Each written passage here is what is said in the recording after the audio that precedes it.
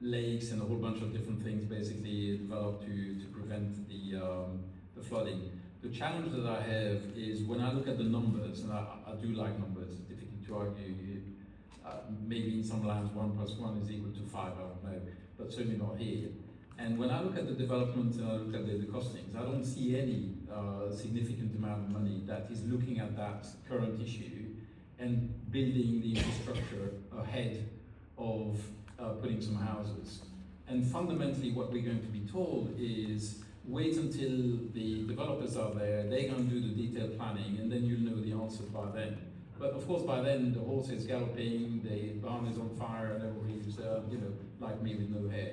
So I think that's the issue, and there is no ability for us to actually pull that infrastructure forward because, of course, the infrastructure budget comes out of the developers' overall infrastructure, and so that's why we're here, and that's why we do all these things, and that's why we're so grateful that you care, because it is important. It is people's livelihoods.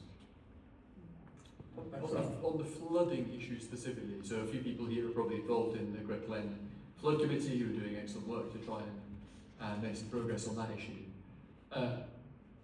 I have been firing away in Chamber and Commons and ministers trying to get them to open up the kind of flood resilience funding that we got in the previous storm in 2024.